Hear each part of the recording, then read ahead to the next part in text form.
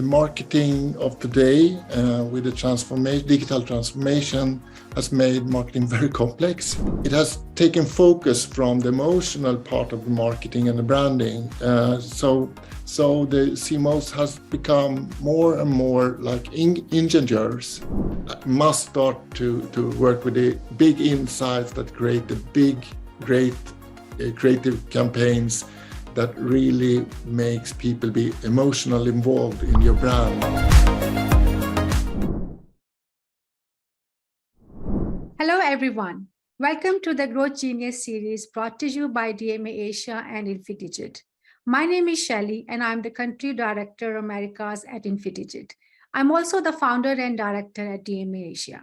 In this Growth Genius series, the world's best marketeers and business leaders are interviewed about the brands they have worked on, the successful campaign strategies, how they got noticed by their customers, and how they delivered better customer experiences to drive growth. In each episode, we want to share about the big idea that inspires these marketers, the campaign trail they used to execute it, and how it all came together. I'm delighted to have today a special guest, Pepe Larsson, CEO and Head of Strategy at Smicker.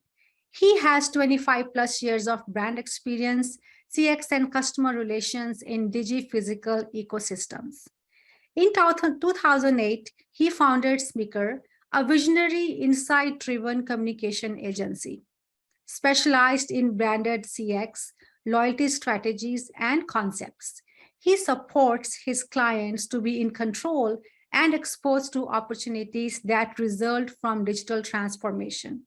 Built on insights, innovations, and communication, his agency drives desired changes in customer behavior. A very warm welcome, Pepe. Thank you for having me. So you have a very impressive profile, from a graphic designer to art director and then creative director to found your own agency.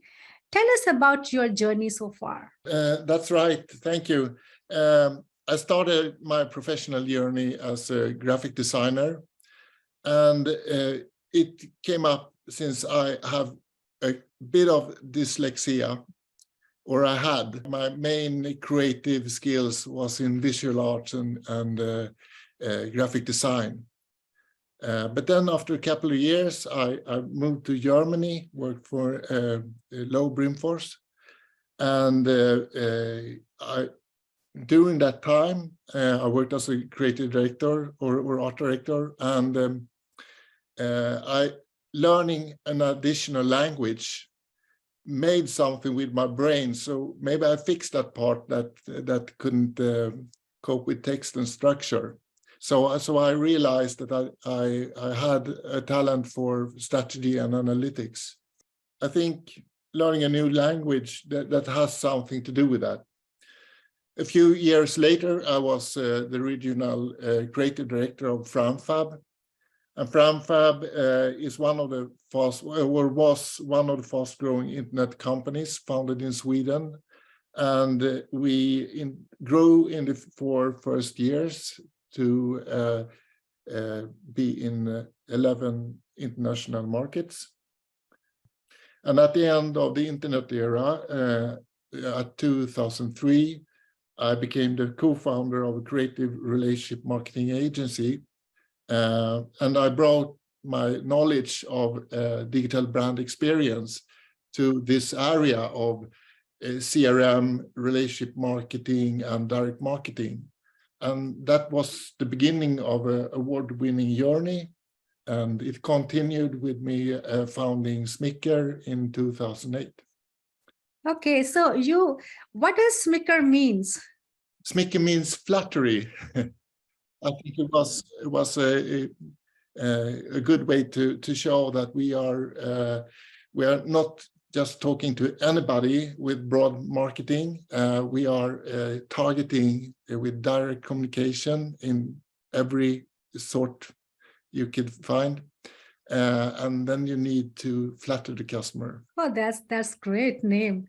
So you also worked in IKEA for some time. Yes, IKEA seemed to follow me during my journey. So I had 4 different periods. where I was working with 4 different approaches to marketing, so to say.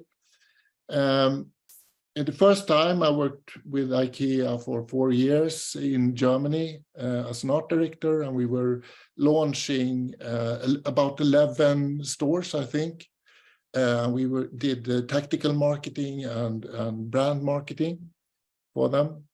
And then I moved back to Sweden, and after a couple of years in the advertising business, I was hired to Framfab as a regional creative director. Okay. I was there for 6 years, and we worked with IKEA, and I was a sparring partner in the Framfab team to develop IKEA's very first e-commerce website. Wow. Okay. You were with IKEA in the early days. Yeah. So what are your current initiatives, and what do you think is most important to drive results for any brand or organization? I think the marketing of today with the digital transformation has made marketing very complex, and it's very easy that we get siloed. In my role today, I work with strategy and concepts within the intersection of brand experience, creativity, data, and technology. And it's very hard sometimes to find what is the right levers of growth in this area. So you really need to focus. And that's also why we work very hard with insights driven. We try to learn how the consumers and the customers think about the products in context with the daily life. And I think I share this challenge with this complexity with most marketers and the CMOs. And what I've seen the last decade, I've seen that this complexity in creating an in-house agency with working processes and way of working, the marketing stack and everything, it has taken focus from the emotional part of the marketing and the branding. So the CMOs has become more and more like engineers. So they are working very structural. And I think it's hard to divide between the old times marketing, where you are much more focusing on the big idea, the big emotional solutions that position a brand in that way. So it's more short-term operational today than I think it was before. But I will come back to that later. That's very interesting what you have just mentioned, that marketing has become very complex. And so can you just elaborate more on that? You're saying that you're working on you're working at the intersection of brand experience, creativity, data, and technology. So just elaborate more on that. So how do you take what are your current initiatives? What do you do? We try to balance both the tactical and emotional dimensions. I try to help my companies to widen the sites from the everyday, always on, the tactical advertising, where the insights are more built from internal sources like Google Analytics, performance data, and behavioral data. And that will create growth, but not just so much. So if you want exceptional growth, you have to look in a broader perspective. So I always try to help the companies to take in more data from external sources. Some examples is you could look at taking the customer feedback from customer service, from surveys, look at market analysis and competitor analysis, compare what's going on, where are the gaps that you could fill or the potential, and also look at public studies and meta studies to see the cultural trends or social trends that are emerging. And not seldom, we also use ethnological studies, because it's so important. Today, like, with data-driven marketing, it's so easy that you make all your insights in the rear mirrors. So you actually drive blind for the future. You know everything about what happened and the historical data, but you're blind for what will happen. And also most of the research is made that way. So you have to try to look into the future, because customer behavior is harder to predict. It's kind of dividing. It's changing all the time. Customer behavior is changing all the time, and it's time. changing ever faster, every year, even faster. Yeah. And it could be one of your most important segments or cohorts that are changing their direction out of your business. But it could also be a cohort or a segment that are moving into your business, and you have to see that to adjust the marketing, the bundling of the offers, and so it fits that opportunity. Yeah, that's right. So can you give us any example of marketing campaign which you have done recently, and anyone which you admire done by somebody else? Yes, please do. I've been working very hard this year with the Volvo cars. The automotive industry is in a big transforming state.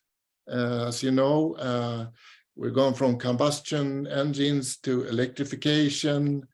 New software and features is built into the cars in big screens, and you can even access features from your mobile phone via apps and such. And all this makes it difficult for the customers because they find features in their cars that they're not used to.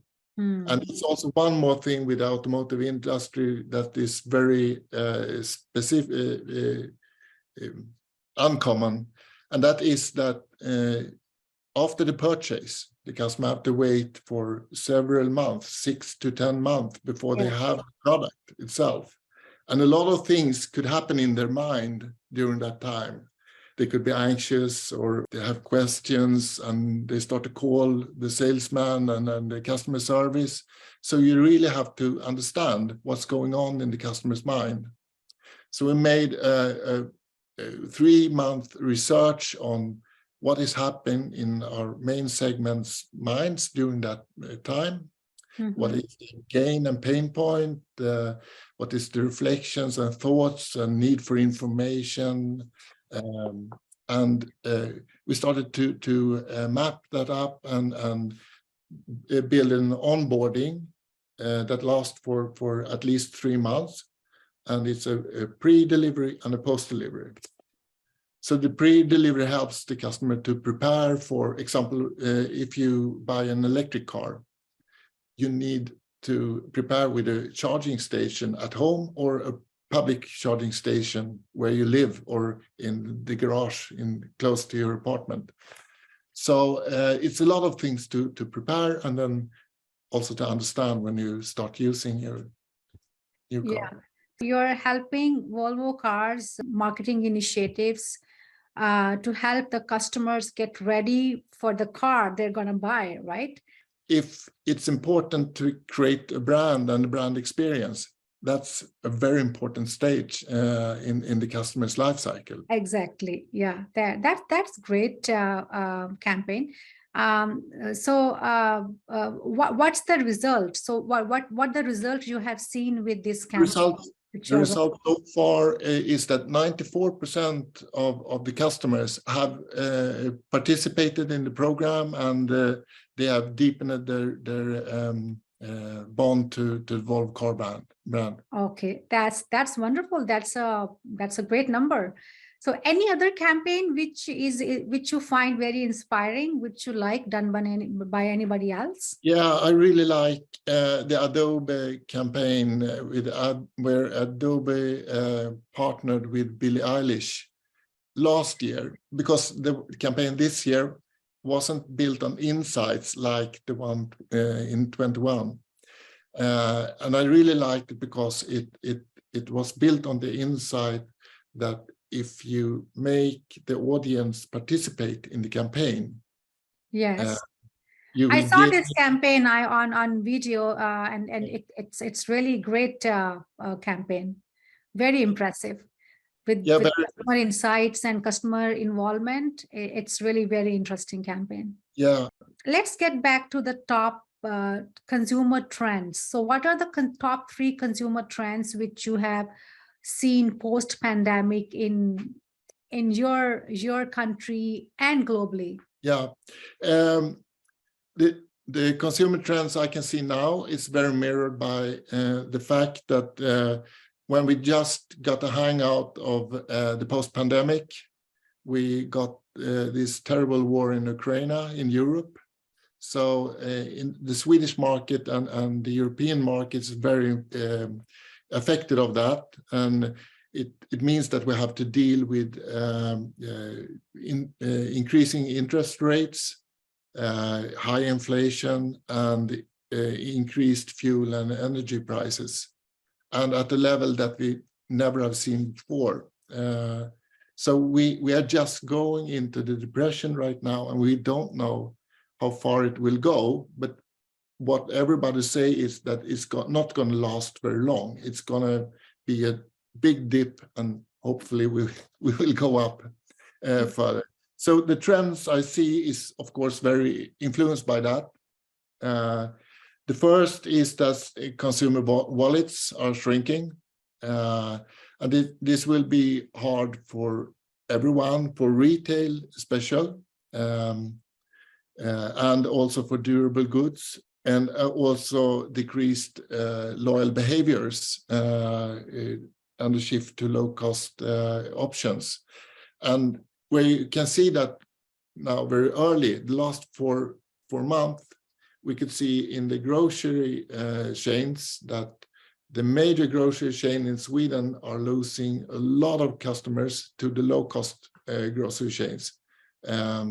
So they go to, 2 of them has gained a great deal of that. So that's the early signs of the depression, I think. Yeah, so that's the consumer trend, which is, I think, everywhere, that there's no brand loyalty and consumers are buying no-name brands, and they just go for the value now. Yeah, they go for price value. Yes. Yeah. And then I see the second trend I see, it has not yet started, but I think when the depression leaves, and we see in mid-end next year that the companies are going to invest again and the consumption is taking off, we will see a big shift to sustainability. I think during this enormous high prices on fuel and energy, we really seek to alternate energy sources and electric cars and such. So and we're going to see that all over the sectors.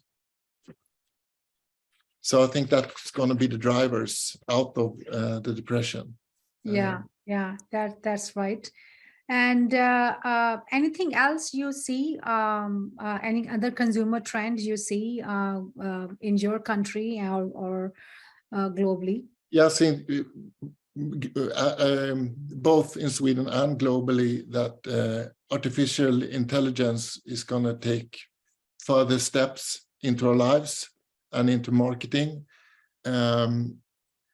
One part of it is that we're going to see real-time integration to the consumer, to support the consumer experience and the customer experience.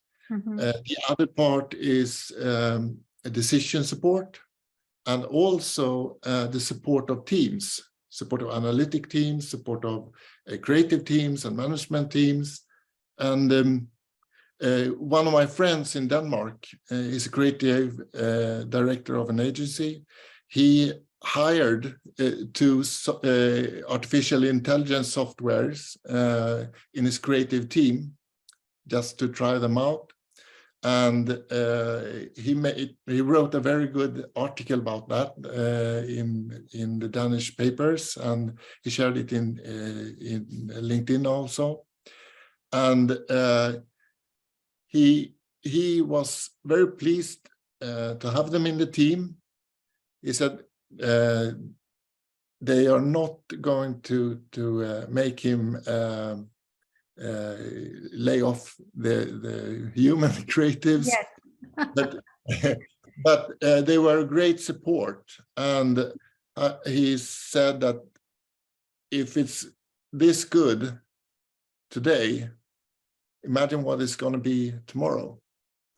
And I've tried some of them, OpenAI and DAL-E2, and they are free to use for everyone. You can find it, Google it, and you find it. And it's amazing what they can do. And that this is only the beginning. So even if you think that, well, that's not so much, it's very good. It's amazing. Wow, that's great. So what should the marketers do this quarter, next year, and for a horizon of 3 to 5 years to overcome these challenges and to gain the consumer trust back and loyalty back? So what should they do? Well, I think, first of all, if you haven't shifted into Google Analytics 4, do this year, because in the beginning of June next year, you're not going to be able to use, you can use the historic in Universal Analytics, but you can't do anything further. And it's rather complex to start with, but you're gonna gain a lot of new features that are great. So just do it. Don't wait. Next year, due to, I think there's gonna be a global recession in some case, and I think, like you were into, foremost, take care of your existing customers, and do it throughout all of the customer life cycle and the customer journey. Try to understand all your important segments, their needs and the drivers in the contextual situations in every phase of the journey. And to that, monitor and act on changing needs and drivers and behavior that could be a threat or create an opportunity. So you can act on it before it's too late. So in due to that, sharpen your offer and communication in every part of the life cycle, and see that you have data capabilities needed to be relevant for your customers. So that's for this year, and for the next 3 years, what do you think? What should the marketers do? Well, I think now we have focused for a very long time on the marketing stack, on being data-driven, getting all this machinery to work, and to create automated, relevant content and offers to consumers and customers. But in 3 years, this is not going to be unique or make a position or be a competitive edge. So you now, if you haven't done it yet, must start to work with the big insights that create the big, great creative campaigns that really makes people be emotionally involved in your brand and be attracted of it and seduced by the brand. It's too much engineering, it's too much logic, and I think the consumers would really open their wallets and their hearts for a brand that acts like a friend and something that you want to look up to. Yeah, that's so true. Let's talk about 5 years as well. Do you think something, or do you have some insight which you can give us that what should we do in the next 5 years as well? I know it's a wild guess, but still. I don't even know what I will do in 5 years. It's a very, very far ahead to predict, but I wouldn't be surprised if we would have even more digital platforms for marketing and tools for marketing, and social media will have developed a lot, I think. We don't know what is going to happen with the metaverse. Some say it's a product to be dead by arrival, but we don't know. We haven't seen it yet. The only thing we can know is that consumer behavior is going to be even more unpredictable. The disruption of the behavior is the next trend, I think. Then it's going to be even more important to learn about how to create predictive insights, not the historical data insights. Yeah. Great insights. No, they're really great insights. And let's talk about now after hours. Tell us about yourself. What passion do you follow? Not only to unwind, but also get inspired. Yeah, I love nature. I'm sitting a lot of in conference rooms, traveling to customers and sitting in front of my computer, and like being outdoor. It gives me energy. So I'm often out with my kayak paddling or fishing, or we're going on a boat tour, and then like hiking in the woods, and I'm hunting too. So as often as I can, I want to be outside. And I think that it's not only for relaxation, for relaxing. It helps me to open my mind, to reflect, and to focus on what's important in life and at work. Many good ideas come up when I'm sitting there waiting for break. That's important for me, and I think most Swedes are very into being out in the nature. It's almost a religious feeling for us. It's like meditation. That's really wonderful. I can understand that when you connect with nature, it's like, meditation. You're near God, right? So that's wonderful. So how can our viewers find you and connect with you? Well, of course, you can connect with me on LinkedIn at Pepe Larsson, and you can find me at smicker.se, our website. And of course, if you want, you can send a message over email. That's great. That's wonderful. Yeah. Thank you so much, Pepe. It was wonderful to have you on this show. To everyone who's watching this show, please subscribe to this channel. Also watch out this space for the next episode of Growth Genius series. Till then, peace. Thank you so much.